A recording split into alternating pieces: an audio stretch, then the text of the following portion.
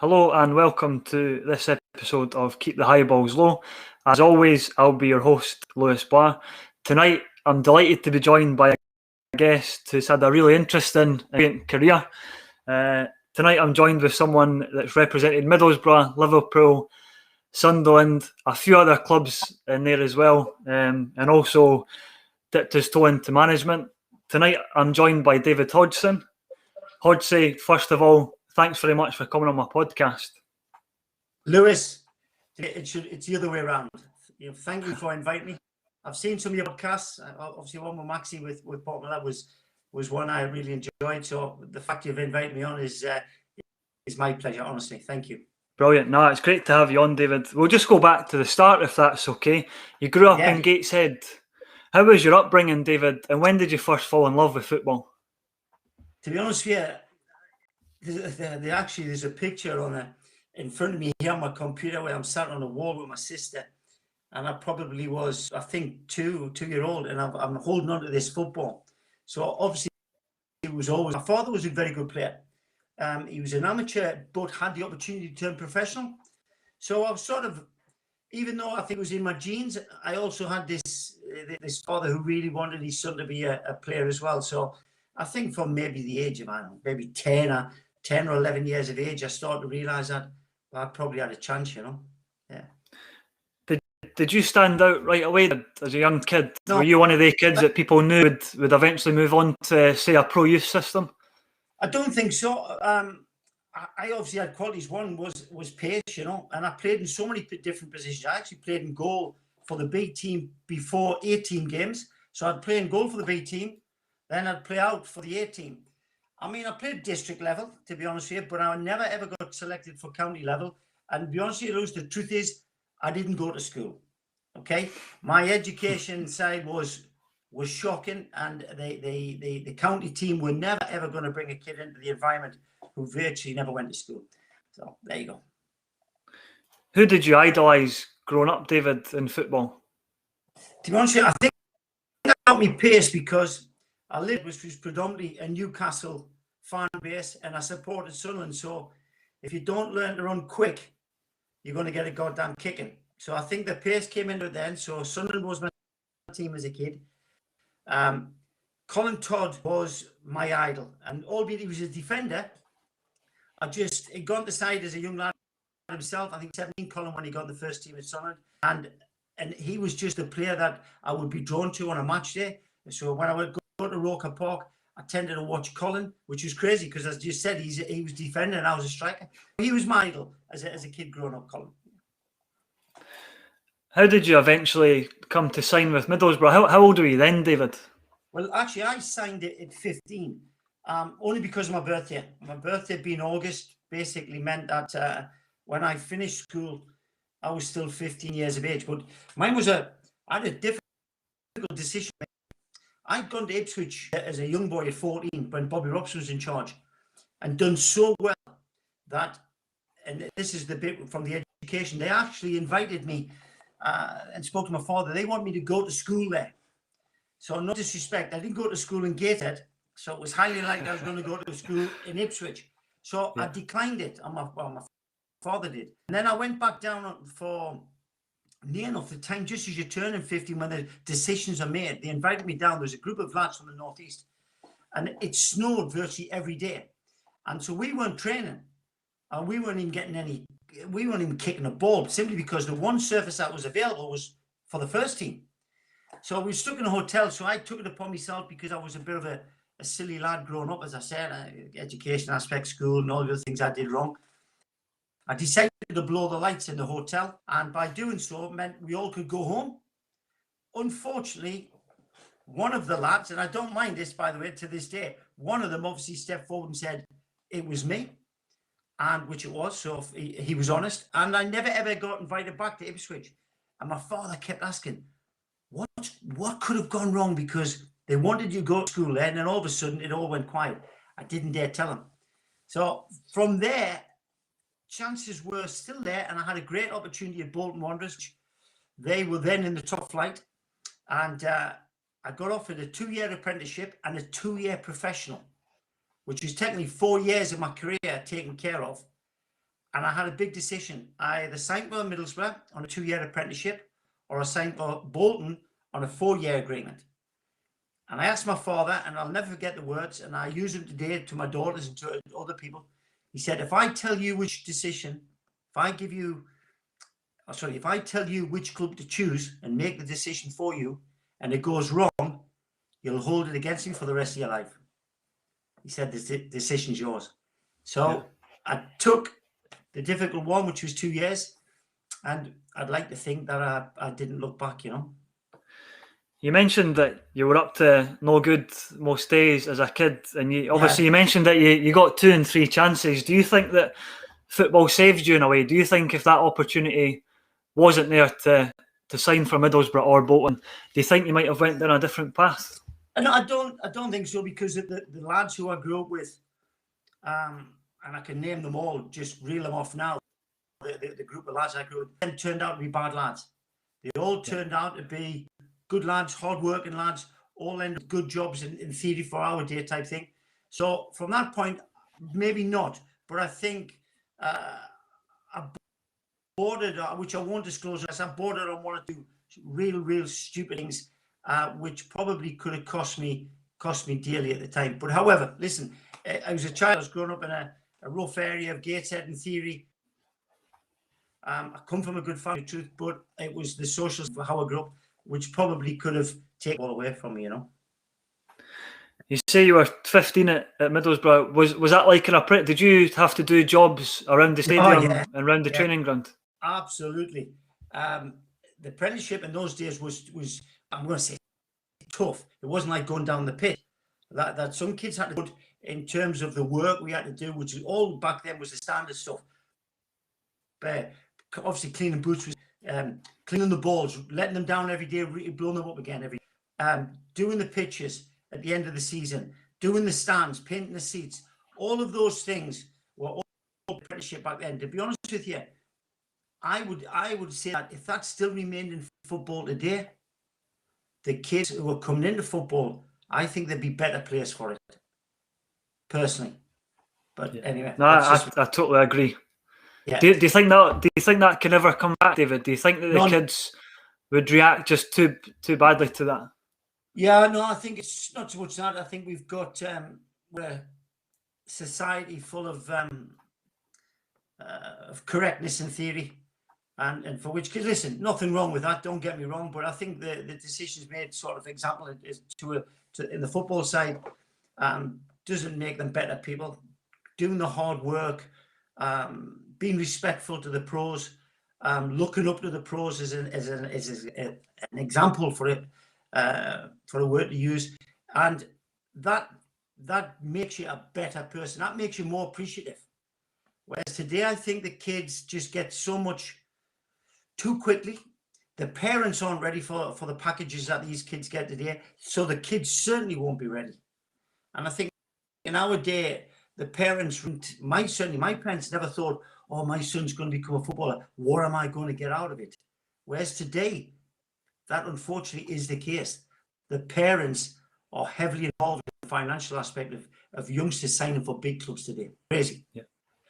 You mentioned the senior pros, David. How were they with you, and how would they take to a guy that was, from Gateshead, that was probably a little chirpy and quite confident? How would they take that? To be honest with you, I think probably the fact I was chirpy, or whatever, the word we want to use, probably endeared me to some of them, or most of them for sure. Yeah. I got on great with the seniors, but in saying that, I also respected them. I admired them and respected them. So for which case then, I did my job right. So whatever I had to do for those pros, I made sure I did it, The only person who ever clipped me on a training session was Graham Souness. And he clipped me with a good right hand. But to be honest, again, at the same time, 4 or 5 of the senior players, pulled in on him. So I think it was a case of, they liked this young kid who was coming through, who was biting at the heels of Graham, for example, in this particular training session. Anyway, he did. He gave me a good clip. That was it. But from a senior perspective, I think I got on quite well with all the senior players. You mentioned Graham Souness, a guy that you would eventually go on to play with at Liverpool. But how good was he then, David? Did you have a feeling that he could go to the top? Oh, honestly, when you look at, for example, the great players that's played for the Borough, okay, Graham Souness was rated the best ever Middlesbrough Football Club player. When you've got Janino in there, when you've got Brian Robson there, so you look at that. Now, it was only a short period of time. I think Graham had 3 years, 4 years before he went and signed for Liverpool. So yeah, Graham had everything. What he didn't have was pace, okay, but his brain was so good. He was so nasty, okay. He was one nasty player, but at the same time, so wonderfully gifted, you know, and a leader and a great example to everybody on the pitch. So I always remember his very, very last game at St Park. I was a youngster sitting in the stand. The whistle went. The ball only happened to be at Graham's feet, and he flicked it up, and he must have volleyed it 40, 50 meters in the air.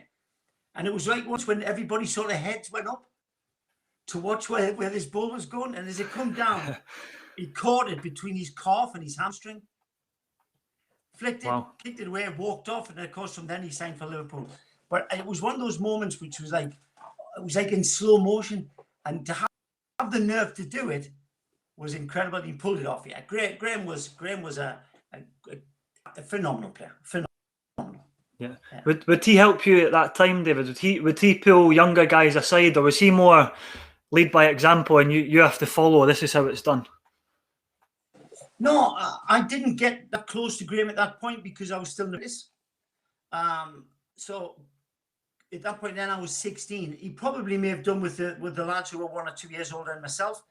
But for example, when Graham left and went to Liverpool, obviously we had a lad called David Armstrong who played 400 or 500.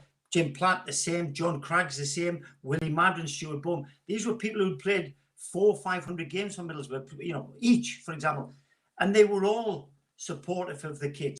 And as I said, I got on with every one of them, so they were always there giving you advice. David Mills, who I sort of took his place. They sold David, knowing that they had this kid coming through.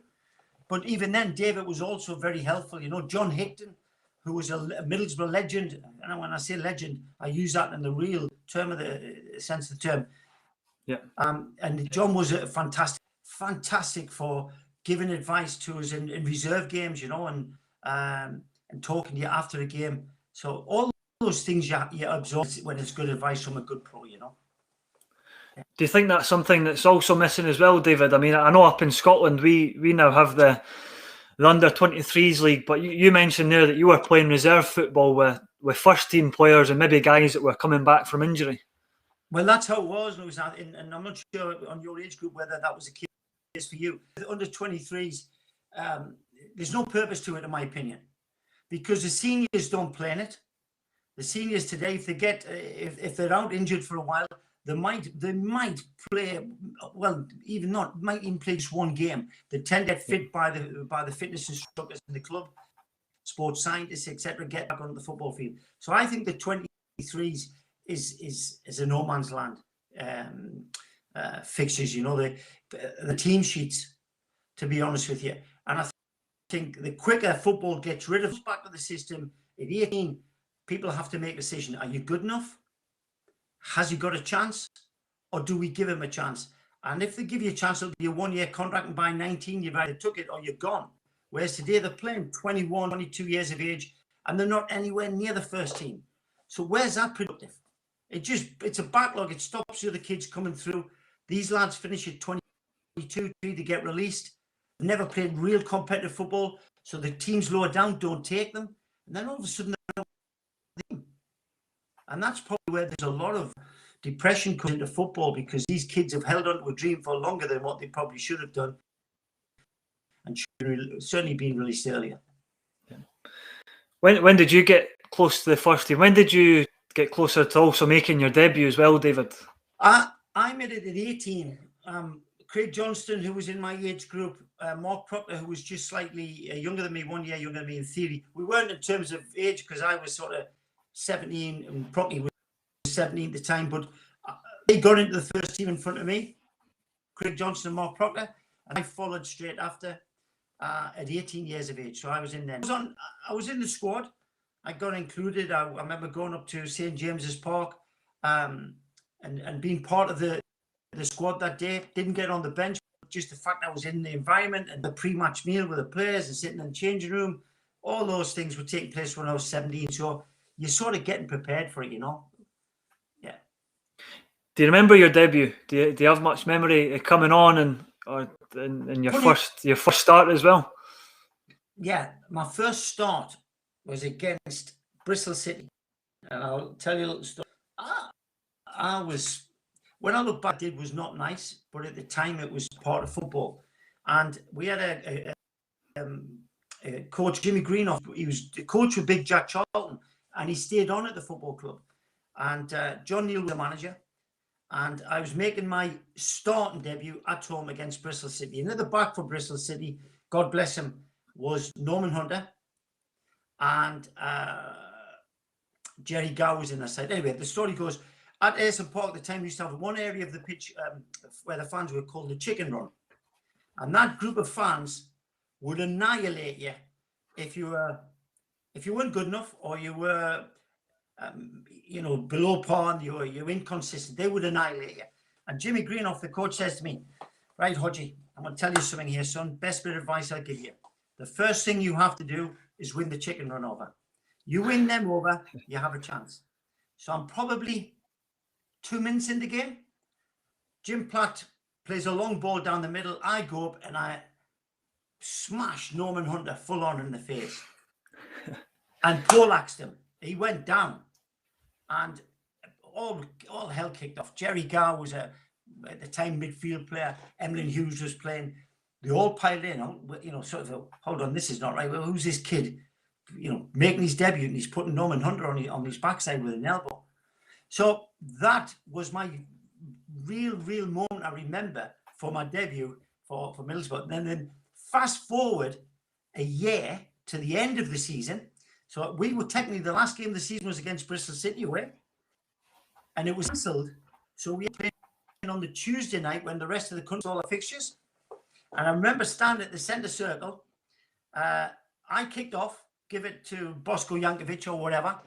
And next minute, I've got Norman Hunter stood alongside me. And on the other side was Emlyn Hughes. And Norman Hunter's words were, I'll never forget, he said, right, you little SHI. This is the deal. You don't run around tonight, and I don't break your leg. And I turned around and said, well, hold on. How about this deal to you?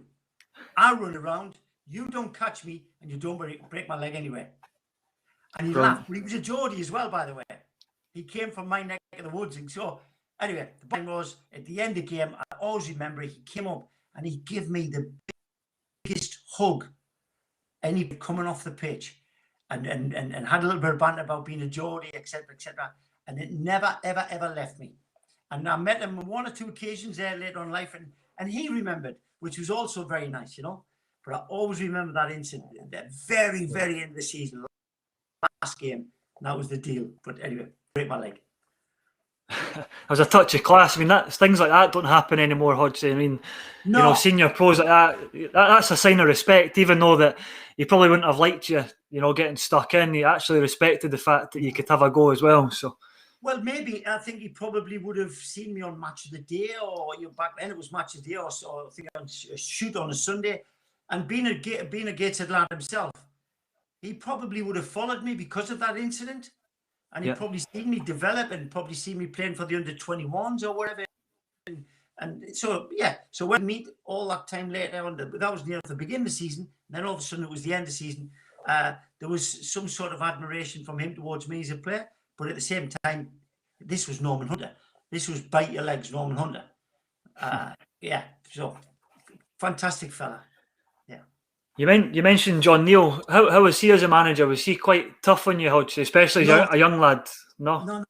John Neal had a big part to play in a lot of young players' lives for believing in them. Not just at Middlesbrough, he went to Chelsea, brought in David Speedy, Harry Dixon, etc. Pat Nevin. He brought in kids in, and he's seen in players that probably other people didn't, and he also put faith in youngsters. I would run through brick walls for John Neal. Brick walls for him. He gave me something in life that maybe somebody else wouldn't have done. He believed in me. He was like, I wouldn't say a father figure as such, because you're a very quiet man, but there was just something about John Neal that that for me would make me just cover every single blade of grass. And when he lost his job, I was heartbroken. To be honest with you, quite a few of the players were, because he was a very, very good man. Very good man. Yeah. First season, it was a 12th place finish for Middlesbrough, but I mean, when you look at the teams that were challenging for the league, kind of about that time, you look at Forest had won the European Cup around about that time. I mean, how difficult was that league, and how great was it to come up against the teams? I mean, West Brom, Aston Villa, Everton, teams like younger guys, they wouldn't believe you now if you said that they were the teams that were actually challenging. No, they probably wouldn't. But I tell you what, all those sides had kids in them. All those sides that you just mentioned, they had young players in the squad with the elder ones. That's how it was back then. I mean, about West Brom, Brian Robson, for example, the 3 degrees, which were first ever three black players to play in one side at the time. West Brom were brilliant. Everton were a great side. Spurs had youth in the side as well. So lots of clubs back then had youth in the side, whereas today that's not really the case. But I mean, a 12 finish. I think the year after, Middlesbrough done very well again. Some people go to say that it probably was the best Borough side that played at the top flight. I know today is a Premier League, but then it was a sort of Division 1. And they probably wouldn't be far wrong, because I think had we signed 1 or 2 other players, then the chances are we would have been a good side, but it didn't happen. And obviously John lost his job, and then the club crumbled for several years, you know. Yeah. Mm. You mentioned that John lost his job. Bobby Murdoch comes in, obviously, you know, a massive legend up in Scotland, particularly with Celtic, you know, being a Lisbon Lion. How was he as a manager? Well, I knew you'd come on to that. One, because you're Scottish.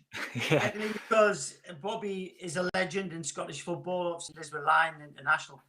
So again, I made reference to John Neal being, you know, exceptional to us and giving us a great opportunity in life. Without Bobby Murdoch being the coach, maybe myself, Mark Proctor was a naturally gifted player. Craig Johnson, without doubt, without Bobby Murdoch being there, would never have got to where he was today. Never. And Bobby was one of those coaches. He didn't tell you. He actually physically showed you. He showed you what to do. And because of who he was and what he'd done in football, when Bobby spoke, all the kids just zoomed in on him. You know, you just zoned in. You wanted to hear what he had to say. And he was such a humble guy that the trainer would come and sit with all the kids and tell stories about, you know, how it was in the day at Celtic and stuff. Bobby was just brilliant. So we were lucky that, myself personally, great coach like Bobby Murdoch, and then a wonderful manager like John Neal. So that you couldn't have got a better start in your career than those 2 guys for me. Yeah. Brilliant. The club suffered relegation, but you're doing pretty well, Hodgsy. Before you actually leave, was there any interest before you eventually left from other clubs? Well, to be honest, yeah, it was.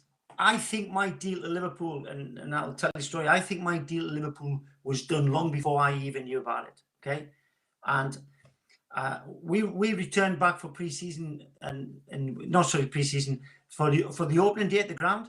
So all these people turned up for the autographs, and back then we would mix with players, whereas today with the fans today you wouldn't get that, but we did in them days. And Jim Platt came up to me and he said, "Hey boy," big Jim with his head, "Hey boy, you're going to Liverpool." And I looked at him and said, "What?" He said, "You're going to Liverpool." And literally within 1 minute of Jim telling me this, the tannoy announcement says, "Could Dave Hodgson please make his way to the manager's office?" Okay. Now, I'd only just signed a new contract this summer for 4 years. I wasn't going anywhere. I never wanted to leave Middlesbrough. Never. Okay. So I go up into the office and I sit down with a gentleman called Harold Shepherdson, who was assistant manager for England when they won the World Cup. And Harold said, "David, we've had an offer. We have to accept it. Not we're going to. We have to. We're in horrendous financial state. Anyway, cut long story short, I declined at first. I said, no, I ain't going. I'm happy. I've just signed 4 years. It wasn't a job to me. It was just excitement. To just pull a Borough shirt on, it was just excitement. So anyway, this went back and forth for several weeks. Then, of course, I eventually signed for Liverpool. And this is where I said, yeah, I think it was already well down the road long before I knew about it. I signed, and Liverpool at that time were in Marbella for a pre-season tournament. So they left Craig Johnson behind, obviously next teammate of mine, and he waited for me. I signed. I stayed at Craig's on the night out. And when Ronnie Moran came to the room in the morning, we got there in the night, blah, blah, blah. Next morning, Ronnie Moran came in, typical Liverpool method that Ronnie would come wake every player up. He came up, he shook my hands, he said, Hodgie, welcome. It's taken us a long time to get you here. So they'd obviously been trying for some time, you know. So I think it was inevitable that I probably was going to end up. But Terry Venables was then manager of QPR, which were a very, very good side. He pulled me on the under-21s and said, listen, I tried endlessly to get you, Hodgie. They wouldn't do it. Howard had me tapped up by Adrian Heath. They wanted to sign me that I was well aware of. I'm trying to think of else. Apparently some Dutch side, I don't think that would have ever happened. But I think the Liverpool deal was a done deal long before Dave Hodgson never knew about it. Yeah. That must have gave you great confidence at the time to know that Liverpool had been chasing you for that long. I mean, you're walking into a team full of superstars, but, you know, here they are, you know, chasing you to try and sign. Well, yeah, to be honest, yeah. But at that point then, I'd already played, I think, over 120 or 130 games for Middlesbrough in the top flight, you know. So I was comfortable going into the environment. The only thing that I never had, and even to this day, I've never had this people can take me the wrong way in terms of I can be chirpy, I can be a sun-soaked on a football pitch, I can take care of myself, etc., etc. But that inner belief that you need to survive at a club like Liverpool, for example, or a Man United, I'll be honest with you, I didn't have that. And that's probably why after 2 years when I was out the side, instead of digging real deep and self, considering I was at the time one of the best young kids in the country, I was the highest transfer that year as well when they signed me. So, but I just didn't have that inner belief. So when things start to go wrong, people at Liverpool don't come round you and lift you back up, by the way. You either sink or swim. So you're never going to get anybody coming up and having a word with you and telling you, come on, son, you've got it. Nothing like that. Where's Middlesbrough, John Neal, Bobby Murdoch, John Coddington, etc. If you're having a tough time, they lift you. Why? Because they needed to. Pool. They didn't need to. You either did it yourself or you didn't do it at all. So when I lost my way a little bit, from a confidence perspective, I didn't have anybody around to lift me back up again, you know. Yeah. I remember listening to Graham Souness talk about his first week at Liverpool, and he says that no one said a word. And then I think on the Saturday of the game, he asked Joe Fagan, how do you want me to play? And I can't repeat what Joe Fagan said to Graham Souness, but it's funny that you said, was that what it was like that first week? Do you remember your first training sessions and stuff like that? Well, my first training session was in Marbella, right? So I arrive in Marbella with Craig Johnson. I'm in the bedroom. Let's say it was 9 o'clock at night. Next minute, there's a bang on the door, and the first person to come and greet me at Liverpool was Phil Thompson. So Tomo comes in. Graham wasn't far behind. Graham come and have a good chat with him. He said, right, Tomo come. He said, right, Hodgie, get your gear on. I was a bit of a trendy kid. So I was sort of like, I think other clubs knew that, or other players knew that. Even Frank Worthing, God bless him again, a guy who's now passed away. Frank said to me, hey, Hodgie, I hear you're trying to take my crown for clothing, you know, for style. So anyway, we go down to the port in Puerto Banús, and I've just joined them. I don't really know. I know Graham, obviously. I know Sammy Lee, of course, because we played together in the under-21s. But I didn't know the players, and we end up playing fizz buzz, okay, till about 4 a.m. Everybody's plastered. This is pre-season, which is the complete opposite to Middlesbrough Football Club. Everyone's plastered. If you lose 3 or 4 rounds of fizz buzz, you already consumed an awful lot of alcohol. And I remember the next morning, that was my first training session. These were all they were all plastered. So I can sort of half remember it and thinking, Jesus Christ, this is pre-season, you know, this is getting ready for the season. Yeah, they were all drunk. And to be honest with you, that whole week was about getting the game out of the way and getting down to Victor's Beach Bar or Sonatra's Bar in Puerto Banús. And it was like that. But then, when we got back, everybody just all went in different directions. And that's it. And that's when the real professionalism and the winning mentality that those lads had came into force. You only really had a good time at a weekend, but during the week, didn't exist. Incredible. Who would be the ringleaders of that game, and who were the jokers in that Liverpool team? Fellow jokes again, Kenny. Kenny was fantastic. He ended up being a very, very good friend to me and very close friend to me for all the years thereafter and to this day. Jockey Hansen, Alan Hansen was one of those where you used to use the word Rick. If you made us, you know, say if you went to say something, especially when you had a few drinks and you get your words wrong, Alan Hansen would jump all over you. He would humiliate you.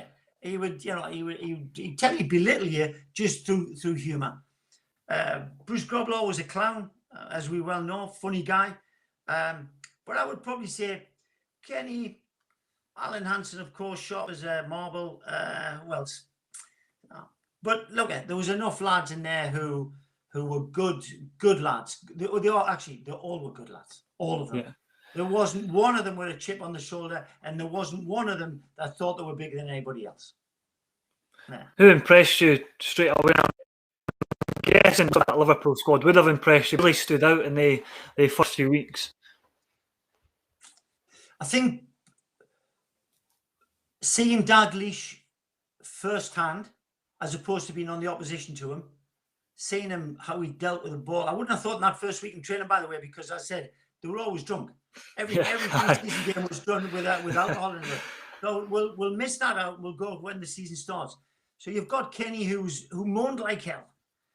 He moaned for fun. If it wasn't right to his feet, he'd moan like hell. But you'd see him, his technique, his awareness of people around him was magnificent. Graham Souness was just silk. Everything would just seem so easy for him. Same with Hansen, same with Lawrenson. So comfortable. They all could deal with the ball well. Little Sammy Lee, real little, terrier type player, but again, so comfortable with the ball. But the one player that, when I look back in terms of vision of what's around him and played the game at 1 touch, 2 touch, was probably Ronnie Whelan. Ronnie was such a very, very, very clever player for a young player. Very clever. Everything was 1 touch, 2 touch. And when he was actually played on the left-hand side, even though he was right-footed. They got rid of Kevin Sheedy to give him that role there. And Kevin Sheedy was a magnificent player with a great left foot. But they played Ronnie there. And wasn't quick, wasn't aggressive, had the ability to score goals, but he was just a very, very gifted player. And seeing him on training, having played against him, give me the impression that this kid was going to be a real special talent, you know. Brilliant. I mean, if you look at another player that, if you just look at his medals and what he's won, is Phil Neal. How did he impress you as a player? I think maybe a player that, I think with the younger generation, maybe gets overlooked at Liverpool. I think he might be the most decorated player at the club. Because Phil didn't have any, what's the word I'm looking for? He wasn't any glitz about Phil. He wasn't in-your-face type character. He was just a very, very probably stable, humble family man. And he came in, done his job well. He had a good voice. He knew the game. He probably thought he would have probably got the job before Kenny. I think Phil probably thought he would have. And I think that was a bit disappointing for him when he didn't get the job.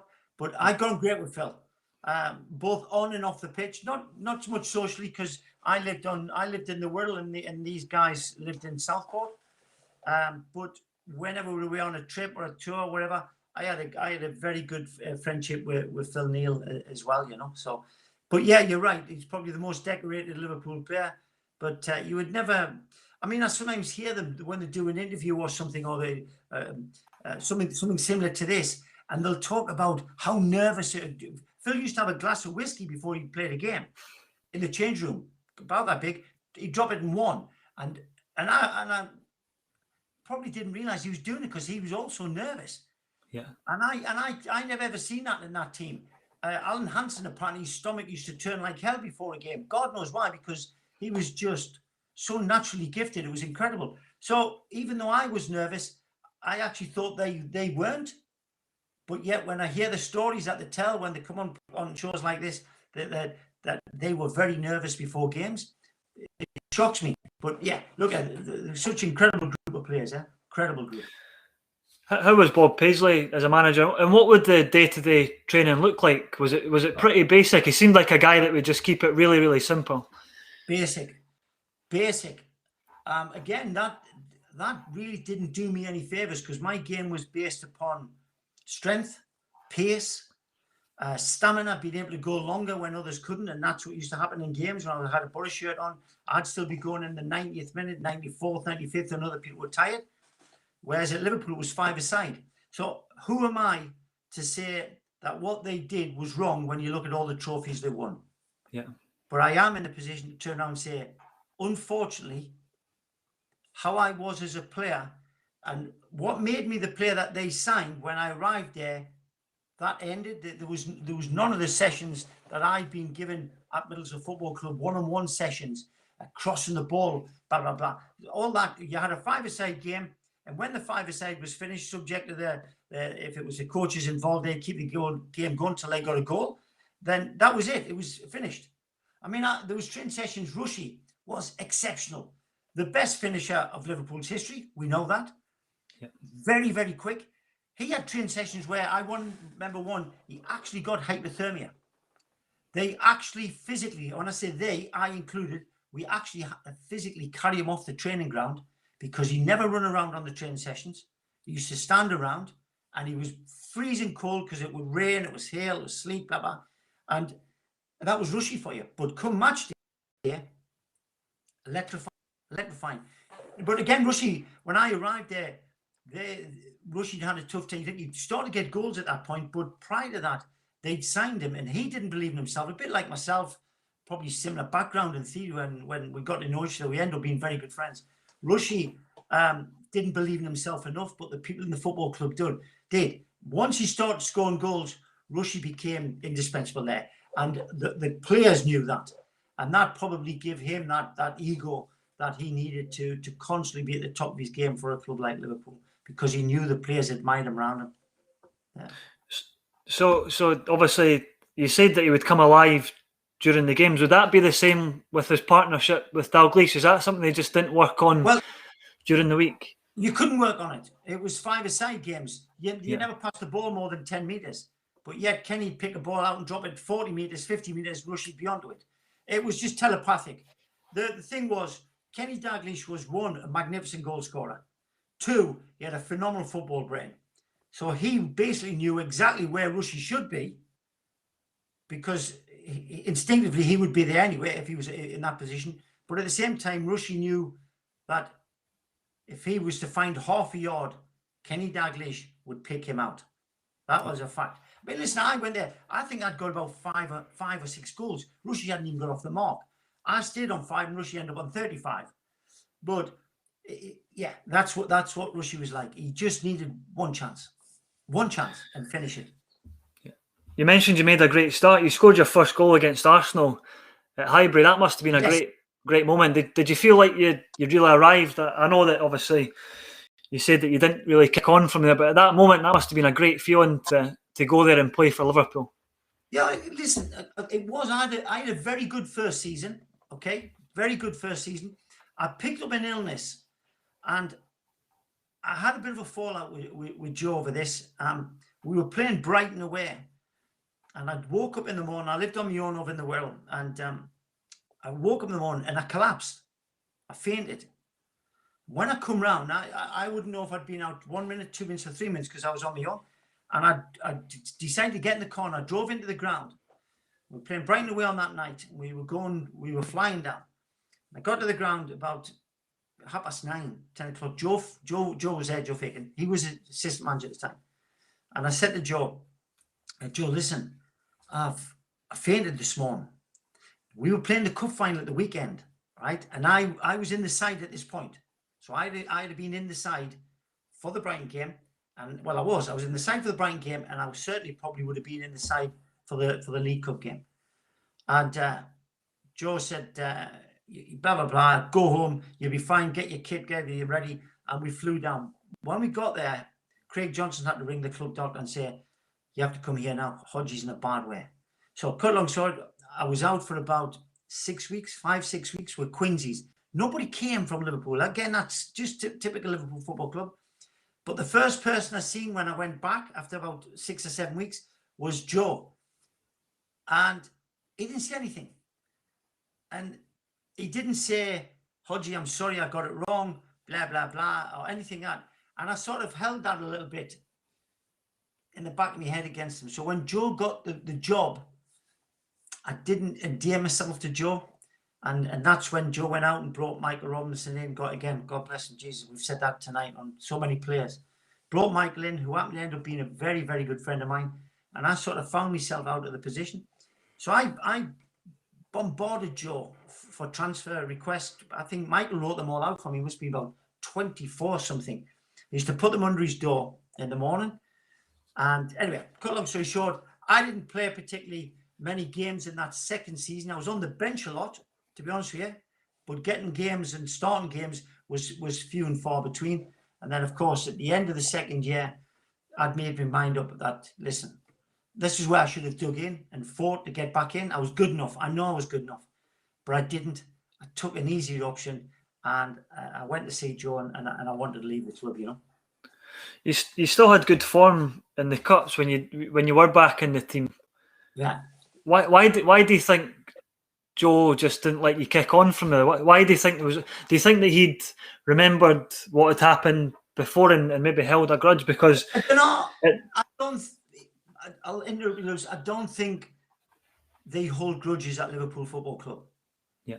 I don't think he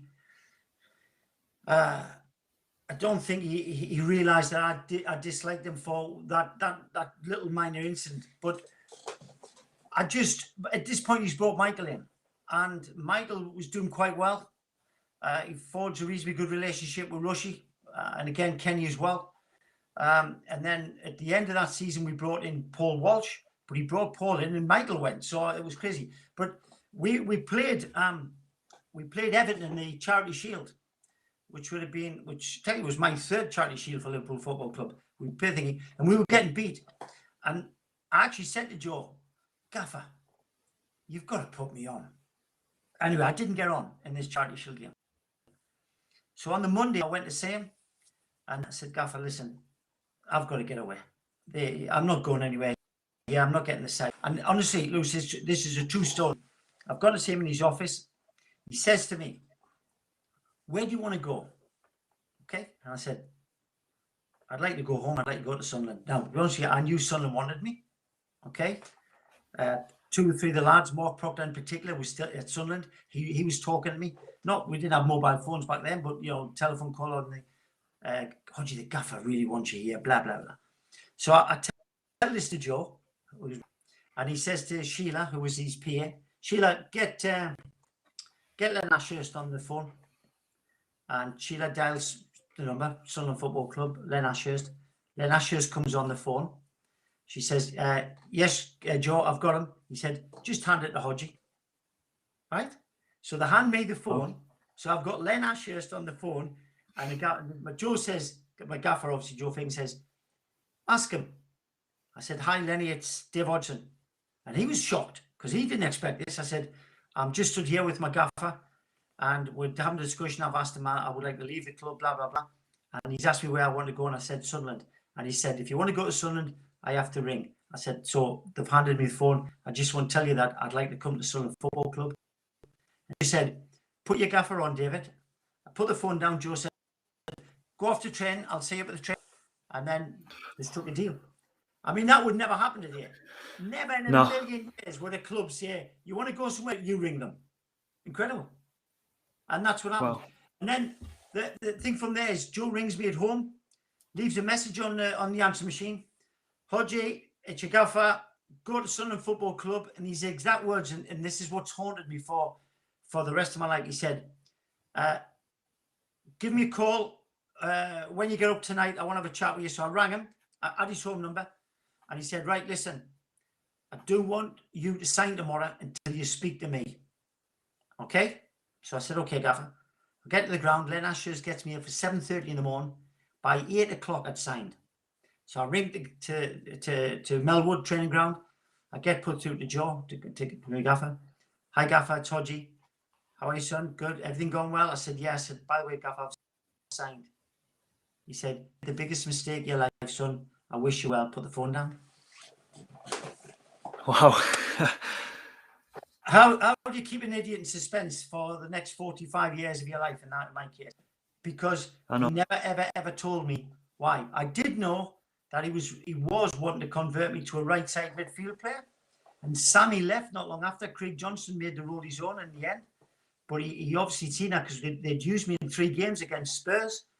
Not 3, 3 games in South Africa, end of season. And they played me always on the right-hand side. I didn't work it out, but they had me there. And obviously I'd done very well. Liverpool won that tournament, or that sort of little mini thing between ourselves and Spurs. So I think that's what he was wanting to do, was to say, I don't want you to go. I want you to come back here. And I want you to try and create a new role. What they did with Ray Kennedy, they took Ray Kennedy from Arsenal as a striker and turned him into a left side midfield player. I think they had something similar in mind with myself on the right. Anyway, the bottom line is I signed, and I never, ever knew why to this day, why George said, you've just made the biggest mistake of your life. You mentioned that eventually you moved on. I just wanted to touch on the European Cup run. How great was it to experience the European nights? And not only at Anfield, I looked at the results and the away record in Europe, and you had a lot of tough games. I mean, the semi-final, I think there was a bit of blood before with Souness, obviously. No surprise that he was involved. It was in Romania, if I remember. It was a semi in Romania. That's right, yeah. I think it was, yeah, it rolled over from the first leg, with Graham. Graham was hard as nails. I think Graham had snapped somebody in 2 or something in the first leg. And they were, when we arrived there, they made it clear what was going to happen. But, yeah, look, they won that game. I think Rushy scored that night as well. I played in the Athletic Bilbao game away from home. We won that one on their patch as well. So, but listen, that wasn't anything different for Liverpool Football Club. They could go to any ground and they'll silence you, and they'd silence you because they would keep the ball. You couldn't get the ball off them. That was the greatest asset. They had this amazing ability to keep the ball, and so they would take the sting out of anybody, take the sting out of the crowd, they take the sting out of the opposition, and but like Souness, like Phil Neal, like Kenny. Hansen, obviously, and Kennedy. These lads have been there 3 and 4 times previous. So when you come into those games, it didn't mean anything to them. They weren't nervous. They obviously were nervous, but they never showed it. It was just second nature to them. That's how good they were. Yeah. Brilliant. You moved to Sunderland. Yes. Was that excitement, or was that, were you still reeling from obviously leaving Liverpool, and was that still kind of a hangover from that, or was it just, move on to the next challenge? No, that was an emotional move. I grew up supporting Sunderland as a kid, as I said earlier on. To go back into that, Howard Gale was there. Howard was at Liverpool with me. Proctor was there. My close friend, etc. 1 or 2 of the lads I knew were also there. So for me, to be honest with you, going back there was me thinking I would go back and I would find the form and the belief, again, that I'd had prior to going to Liverpool, or what I had in that first year at Liverpool. And to be honest with you, to an extent, it did come back. I did play games under Lenny. I did well in the games I can recollect. Unfortunately, we got final. And then, of course, in the Milk Cup final, and then, of course, the side got relegated. And then from then, for me personally, that was the end of the road in terms of English football for me, because McMenemy came in. I'm not going to make a reference to it on a pod. It was the worst thing that could have ever happened on a football club. And for me personally, and I just got put through for 1 year of Laurie Mack. And at the end of that, I was just, honestly, I wanted to join so badly quick enough, because it was just impossible to play at that club at that time, you know. Yeah. Who were the top players in that Sunderland team that you played with, Hodgsy? But again, listen, they signed Alan Kennedy from Liverpool. Wow. I actually convinced him to come, and then went ballistic with me. We had George Gurley, very, very good player. But in saying that, listen, there's two players of George Burley, Scottish international, European Cup winner with Ipswich. Alan Kennedy, European Cup winner with international. Okay, they were Mark. They were senior players, old players in theory. And we let go at that time Nick Pickering, under 21 international, left back, right back Barry Venison, England under 21 international, signed for Liverpool. So Laurie's theory was to sign senior players, old players. And not just them two, he brought others in. Eric Gates came in. Dave Swindlehurst came in, who was an elder player at the time. I'm trying to think who else. But there were several that Laurie brought in. He got rid of the kids. So Sunderland Football Club at that time had a lot of experienced players, but just with the wrong age. And the club suffered again. We just stayed in the league. We nearly got relegated again, by the way. Just stayed in the league. But for me, to not get in that side was a joke. It was a disgrace. I mean, that's, anyway. Now the podcast wouldn't be long enough to describe what happened there for the year with me with Laurie Mack. It just wouldn't last long enough. But anyway, it was what it was. Yeah. When you did play, how great was it to play? I mean, Sunderland are renowned for having, a great fan base. And does it make you sad to see where the club is at now? Well, yeah. I mean, Sunderland's had those years where they've been up and down. But at one point, Sunderland was supposed to be the Bank of England club in football terms. Way back, obviously, in the 60s and in the 70s. But for me, the time to go back to Roker Park, to pull on the Sunderland shirt, and to go out on that pitch, that was my childhood dream.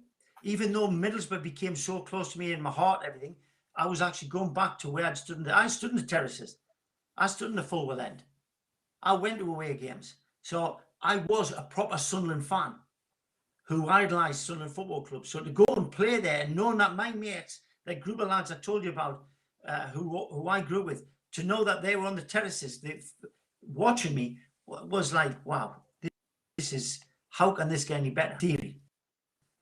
So for that day, it was magnificent to be back there. Yeah, your family must have been so proud as well. And Sunderland seems like a place where the people of Sunderland are proud to see one of their own do well. Other places might get people that are slightly jealous or might say things, but it seems like that's a place that really take care of their own. Well, I think they'll probably look at me as one of their own. The fact is that it was common knowledge I was a Sunderland fan. But because I'd played for Borough for such a long time, against Sunderland on many occasions, by the way, yeah, that there'll have been an odd, I remember I remember playing against Ipswich. Terry Butcher done me quite a lot early on. So I probably was around 80% fitness-wise. And I remember making an error. And I can still visualise it this day. And it's funny, 45,000 will shout your name, but you always remember the one that gives you stick. And this guy shouted out, obviously I can't swear. I don't like swearing. I won't swear anyway. But blah, blah, blah. Go back to Liverpool. Hold on. Who tell you to go back to Liverpool? You know what I mean? So, but the Geordie fans, and I'm saying that with Newcastle and Sunderland and the Borough. Borough is Yorkshire in theory, but they are proper fans. These are the working class man. What you've got in Scotland. These are working class people who only look forward to one thing: match on the Saturday afternoon, out on the Saturday night. And that's what Sunderland at the time was about. Look, 40,000 would come to those. The same at St. James's Park. Was incredible. You had a couple of short spells in England before making a move to Club Deportivo. What was the thinking behind that move? Did you just wanted to get away from English football? Yeah. You've said it. You've actually just said it, and that's exactly how it was. I'd fallen out of love. There was no enjoyment for me whatsoever. And the crazy thing was, I had a couple of offers in England, but I had this fantastic offer of Jim McLean at Dundee United. Very good offer. Wow. And I'd gone out to Spain. Even though I hadn't signed, I'd actually shaken hands with this group of people. And at an airport meeting, to be honest with you. And when I got back, Jim McLean got in touch with me and I said, Jim, listen, thank you so much. But I said, I've given my word, I've shaken. He said, have you signed, son? I said, no, I haven't. He said, then get up, get up your plans. Scottish accent, get yourself up. And I said, no, I've shook hands. And I stuck with that. And I ended up later on in life, when I became an agent, doing a lot of work with Jim McLean. And he was very, very, very good to me. And I think the reason being was, I think he remembered that I'd said, I've shaken my hands and I'm not going back. And I am like that to this day. And I think he sort of gave me respect. So when I end up in the agency world, I got on fantastic with Jim McLean. Fantastic. And he was a difficult man to deal with, you know. So going to Spain. So when you mentioned about going to Spain, so I've gone to Spain. I actually think I'm signing for Cadiz. Okay? I'm told. I don't go to the ground. I meet them at an airport. They show me this big, beautiful stadium, blah, blah, blah, blah. And anyway, so I'm thinking, okay, I go. When I get there, again, I didn't speak Spanish, but I ended up being very good with the lads. I've got a great relationship with all of them. It was funny at times, obviously, because they couldn't speak English, and I certainly couldn't speak Spanish, but we got on. And I kept asking them to show me this stadium. When do we see the stadium? They could not believe that the club had actually said that we'd had this new stadium. It was just a drone. They took me to the site after we come back from the first week. It was just a building site. There was nothing there. And I said, are you kidding me or what? And they were laughing their heads off. And they said, this is a stadium. It was embarrassing. There was one. There wasn't a stadium. And the stadium what we played at, our local ground around here, today, were better than that back then. And then I realized that where I thought I was going, I wasn't, which was crazy when you think about it. You eventually come back for a short spell, and you went to Japan. Is that right? Eventually, yeah. I came back from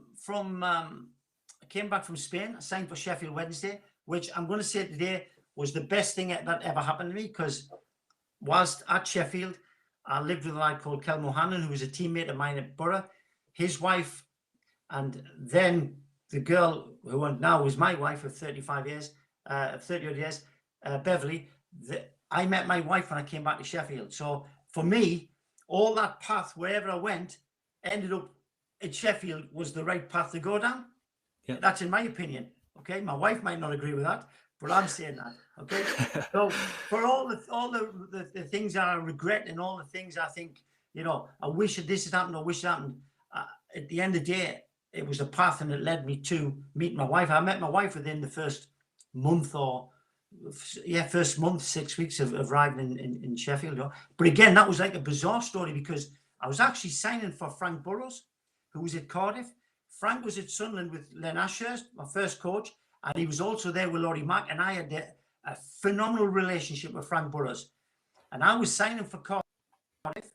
I was going down on the train. I'd spent 2 or 3 weeks in Manchester at the time while I was going out with, and I got on the train, was delayed for by an hour. So when I got there, Frank Burrows met me at the station, tells me the press conference is off because I'd got there too late. Not on my doing, by the way, just a train, and we'd have it the next morning. So me and Frank went out for something to eat on that night, and he said to the receptionist, don't let any calls come in for him, okay, blah, blah, blah, until I pick him up. And he came and got me at 8 o'clock. At that time, Brian Gunn, ex-Scottish international, who was again, to this day, is my very, very, very close friend. This club had been ringing all the time. and saying, we want to speak to David, but they wouldn't say who they were. So Gunny rang me in the hotel and he said, Hodgie, it's Sheffield Wednesday. And I'd gone, I can't go. He said, are you crazy? They're just, they were in the top flight at the time. They were flying, absolutely flying. And it was Howard Wilkerson, who was my under-21 coach. And I knew him obviously very well. And I spoke to him and I said, I'm not coming. I told Frank Burrows what had happened. And Frank said, you've got to go. I said, Frank, no, I'm staying here. I've made a big decision. I'm joining you here. The next morning, true story, 8:30, there was a knock on the door. Lady from reception, Mr. Hodgson, Frank says, can you have all your clothes packed up ready? You're going to a different hotel. I said, okay, yeah, put everything in. Get in a taxi. Taxi takes me. Next man pulled up at the train station. So I get out and I'm looking, I'm sitting at the taxi. Excuse me, why are we here? He saw one moment, Mr. Hodgson. Frank Burrows appears. He said, train ticket. You're going to Sheffield. I said, Frank, I'm not going. Hodgie, you're going to Sheffield. You are only coming here because of me. If I get the sack, you're stuck here for the next 2 years. Whereas your real qualities is Sheffield. You're signing for Sheffield Wednesday. He put me on the train and sent me to Sheffield Wednesday. Again, how incredible is that? That's two incredible moments in my life. Frank Burrows and Joe Fagan. Again, something else that just wouldn't happen these days in football. Not to turn up with a train ticket and say, Hodgie, don't be stupid, son. You should be playing for Sheffield Wednesday, not for me here at Cardiff. And send me to Sheffield. I rang to Howard while I was at the train station. I said, Howard, okay, I'm here, blah, blah, blah. I'm coming, etc., etc. Hodgie, great son, we'll meet at the station. And yeah, there you go. So two incredible instances in my life that both by good managers allowing me that opportunity. Again, it would never happen. Yeah. Never. How did you end up leaving and eventually moving on, Hodgsy? Well, from Sheffield Wednesday, it went right. Howard left. I picked up a back injury, which was pretty normal for me in my career. I was at that point I was getting injured just for the sake of it, I think. So Howard left. Peter got the job. Peter Eustace came in. Got off to a good start with Peter. I was playing games. And then I had a flu virus, but he put me on the bench away to Millwall. And I remember him wanting to put me on. Well, he did put me on. There was about 5 minutes to go. And I remember saying to him, Gaffer, don't change it. I've got a flu anyway, but don't change it. That we were doing well enough, it was 0-0 or something. And he put me on and I give a goal away. And they scored. And Peter had a go at me in the change room. A couple of players jumping on the bandwagon, and not at me, towards Peter. And unfortunately, Peter lost his job. And I don't think that goal cost him his job. But unfortunately, Peter left. Then who comes in? Big Ron. And I had a little bit of a history with Ron, West Brom, and playing against them, doing very well against them, etc. And of course, he'd just been out of Spain. I'd been out of Spain. So when he introduced himself, he spoke in Spanish to me, blah, blah, blah. And so Big Ron come in. And I was sort of in and out type thing. And we had an end-of-season trip again in Marbella, story of my life. So we have an end-of-season trip. Big Ron pulls me over, sits me down and says, listen, Hodgie, big year for you next year, pal. I said, Gaffer, truthfully, I don't think I'll get 20 games. He said, why? I said, because I just think my body just can't deal with it. Truthfully, I can't. Blah, blah, blah. He said, listen, anyway, fast forward, I get a phone call about Japan. I go to see Ron and say, Gaffer, I've got a great chance to go to Japan. This is the money. They only play 20 games a season. I think it would be fantastic for me. I told him what the money was, and he basically said, I can't stand your way, Hodgie. So he let me go free. And then from there, off I went to Japan. How did you find it there? That must have been a bit of a culture shock. Were you just one of these people, again, that just could take it in your stride, or was that too different? Yeah, no, I got on again with the players. No problem. I got on very good with the club staff. The manager was Bill Fawkes, ex-Man United legend. At that point, I was already sort of, not say coaching, but I had a very good understanding of the game, and able to see what was right and what was wrong in the game. So Bill and I, more from Bill's side, he would ask me to go to his apartment. He would say about tomorrow's game, Hodgie this and that, and I would tell him what I thought. And it was funny because when we were doing the team talks, or he was doing team show. I wasn't a coach, by the way. He was reciting some of the things I was saying. Unknown to me, the club knew this.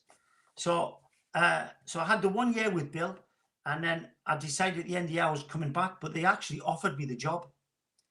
And they took me to a little coffee shop on the coastline, and a guy called Mr. Imanishi, and he basically, with the help of an interpreter, said, we want to give you the manager's job. And I'll never tell you that these were the exact words I said. You never bite the hand that feeds you. Bill Fawkes brought me here. I would never ever take Bill Fawkes' job in a million years. And I didn't like that, to tell you the truth. It happened again later on in life with me at Barnsley. And I left and I came back, and then I got an offer to go on trial to France. And I went and played one trial game, had the best probably had in about 20 years, and nailed a 2-year contract, which was like crazy, but however. So that was it. So I've gone to Japan, and then next minute I'm in France for 2 years. How's France? That must, I mean, it's always been a good standard of football. It must have been really enjoyable to end your career at that kind of level. Yeah, well, to be honest with you, I was quite lucky in the fact that Eric Black, former Scottish international, Eric was there. Eric was a big friend of Gunny from the Aberdeen days. So I knew Eric. So I immediately had a friend there in theory. I got on then. I've been very fortunate. Whatever club I've gone to, I've always got on with all the players.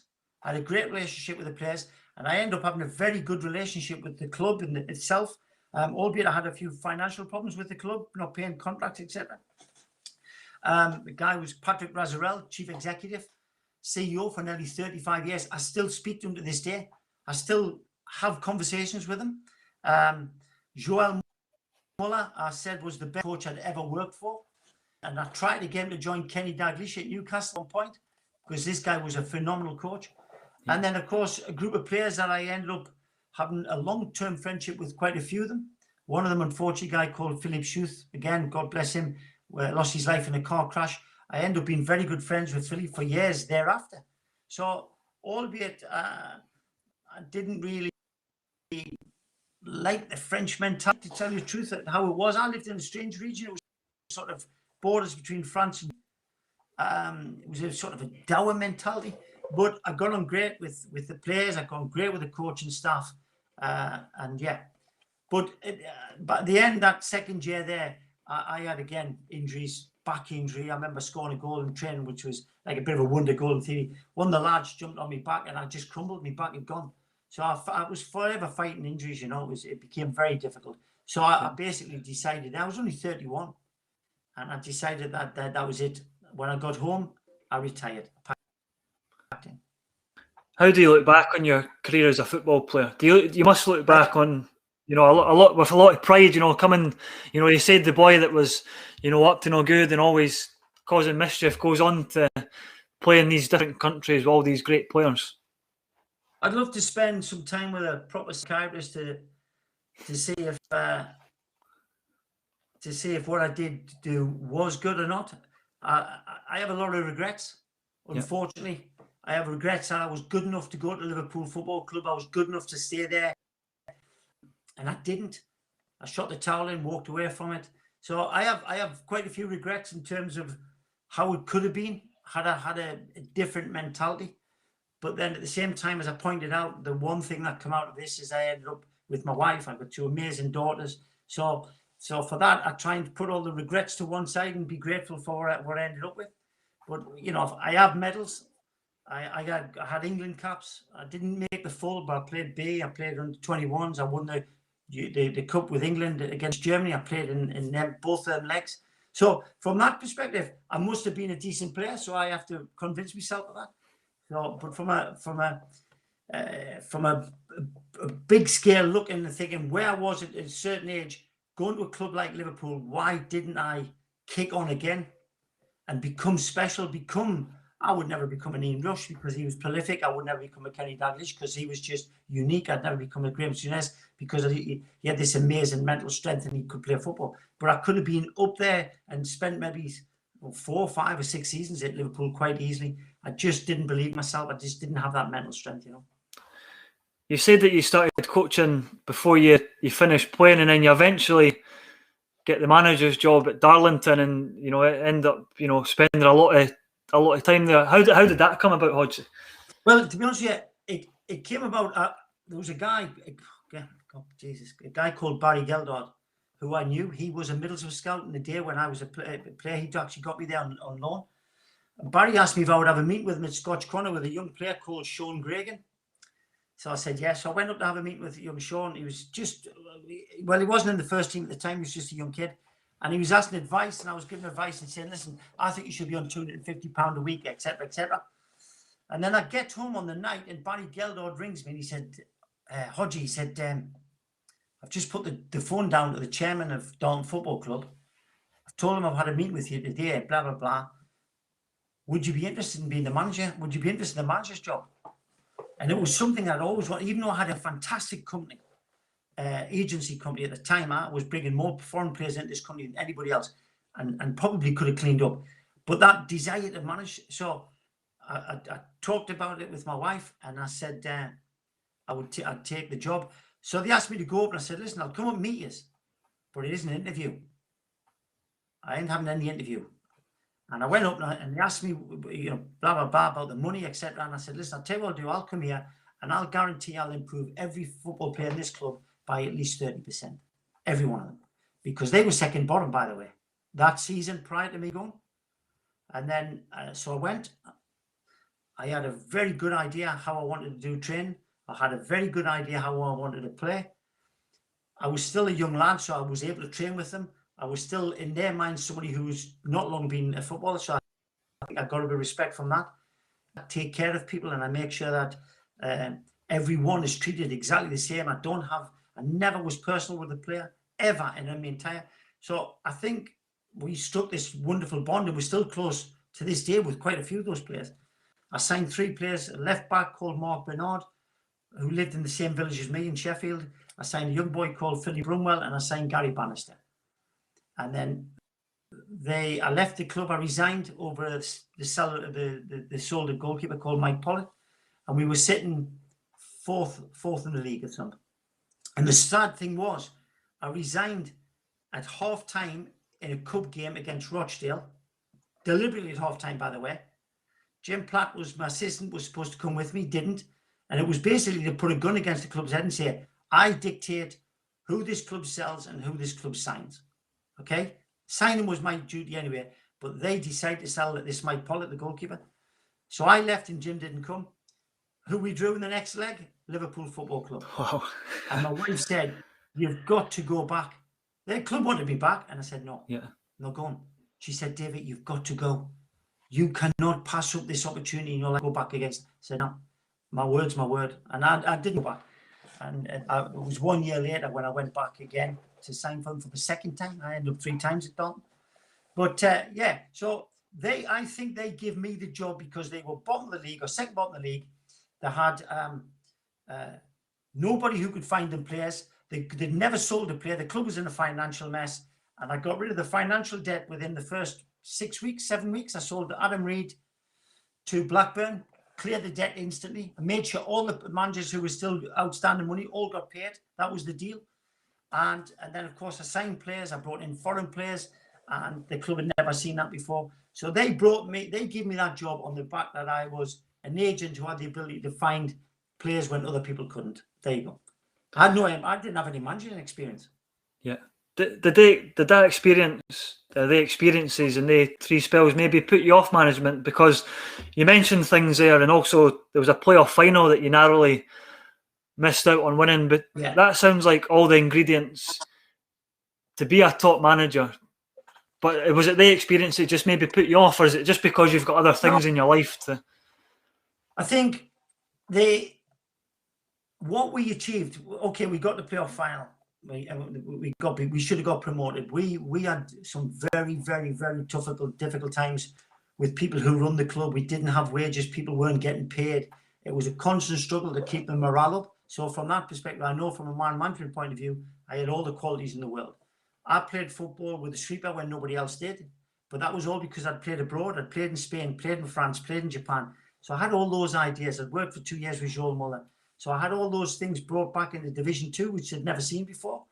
And I think Tommy Taylor, who took over after me, had said Darlington Football Club were the best football side at that level by a country mile. From a footballing point, we were, no question. But you need the quality to score goals. If you don't score goals, you don't win games. So, but we didn't have the finances to get us. So from that point, I had 3 spells, done very well, got finished. Listen, we won't talk about where we finished, but we dealt with what we had with no money. We'd done better than anybody else. That I guarantee you.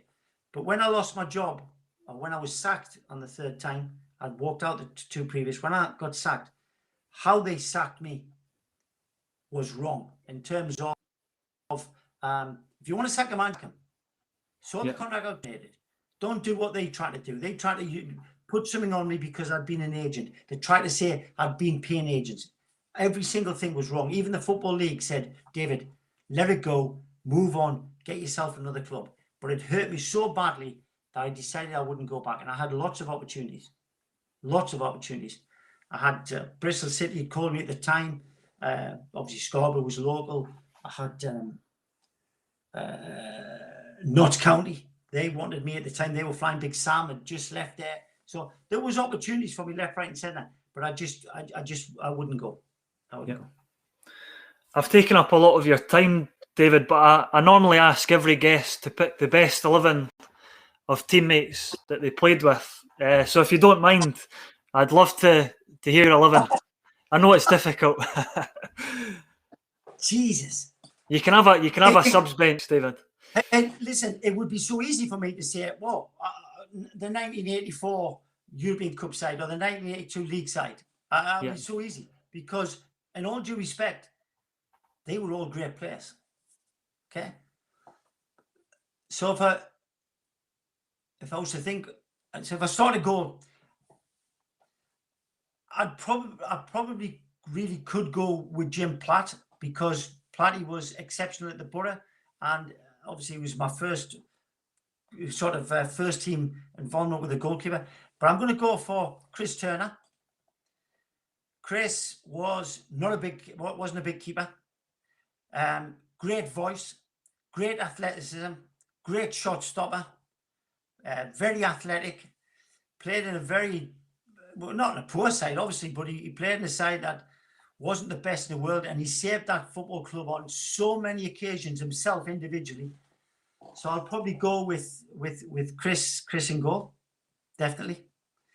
Then, obviously, you're going to talk about right backs and left backs if we're going to go with a back 4. Obviously, Phil Neal would come into the equation straight away because of for what he'd achieved. But again, when I said to you, I had this vision about make judgment on players and knowing that they were going to be good players. And at the time, I had a young lad called Barry Venison at Sunderland Football Club, who then obviously went on to sign for Liverpool Football Club and win the league with Liverpool Football Club. Yeah. So, but because I've seen all the qualities in this kid as a right back, I'm going to put Venez in at right back. I'm going to go with the 2 centre backs, which will be Hansen and Lawrenson, obviously, because partnership that was very, very, very difficult to break down. From a left back perspective, obviously, I'd probably have to go with Alan Kennedy because even in all the different sides I played in, nobody quite achieved what he'd achieved in terms of medals, in terms of playing for England. And Barney was your modern day footballer back in the day because he was forever going forward. He was such a huge asset, same as Barry Venison. So I'll go with Barney at left back. I'll jump straight to the front line. I can't do anything other than say dalglish and Rushy. That's impossible. I have to go with Graham Souness, centre midfield. So yeah, we've got the goalkeeper. I'm going with Graham, mid. Craig Johnson was a teammate. No player in football deserves to become a footballer more than Craig Johnson for what he did and how he got there. It was incredible. It was something story that we never touched on. But I'm going to go for my old mate, Mark Proctor, simply because between me and him, we were telepathic. he knew exactly where I was. A bit like Russian dalglish. It was the same with me and Mark Proctor. Yeah. But he had all the qualities. I always used to say, why didn't Liverpool sign him and I signed for Forest? Because I thought he was a Liverpool player. He kept the ball, great passer, so I'll go with him. I would quite easily go with Ronnie Whelan on the left, but I'm going to throw one in here that you've probably never heard of. I played with a boy in Spain called Dante Sanabria, Argentinian. Okay. Who was part of the World Cup squad, blah, blah, blah. And I met him, he came to play in Spain, was incredible, but not just was he a great technical player. And today you see the modern game where they make people dive and get free kicks. This guy was doing this 40 years ago. And virtually every single game, you got a free kick or a penalty or something from this guy. And he also could finish with a kid called Dante Sanabria. I'll go on the left. So we've got 4-3. And I've got the two strikers, and I've got to think of a winger to go in there to make it 4-3-3 because I like that formation. So that's a real difficult one. So I'm going to go for David Armstrong, who played games for the Borough, never missed a game, played for England, magnificent left foot, great football brain, played with Souness at Middlesbrough, they were in the side together. And Spike was this unbelievable player to get up and down, just covered ground and just went about it in a nonchalant manner, but was always effective. So I'm going to go with Spike Armstrong. So there's 4-3-3 formation. Brilliant team. Always end the podcast with a question for myself, Hodgsy. How would you like to be remembered as a footballer? I don't know about as a footballer, to be honest with you. People will always say that he was quick and he was aggressive and he had good work ethics. I'd like to think from people I've played against and teammates I've played with that they might turn around and say, you know what, Hodgsy was straight as a die.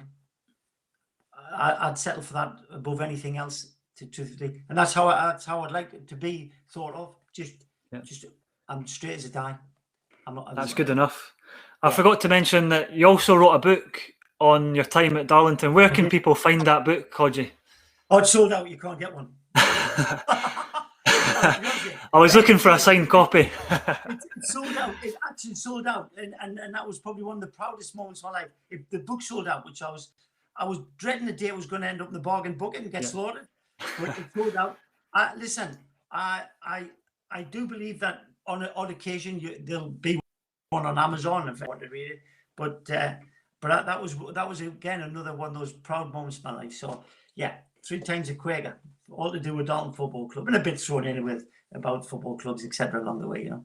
Yeah, brilliant. I've taken up enough of your time, as I said, Hodgsy, but I just want to say a big thank you for giving me your time and coming on the podcast. I mean, this has been an absolute joy for me just to sit back and listen to the stories that you've told and for giving me your time and getting back to me when I got in touch. And obviously we spoke on the phone a couple of times. I really appreciate it.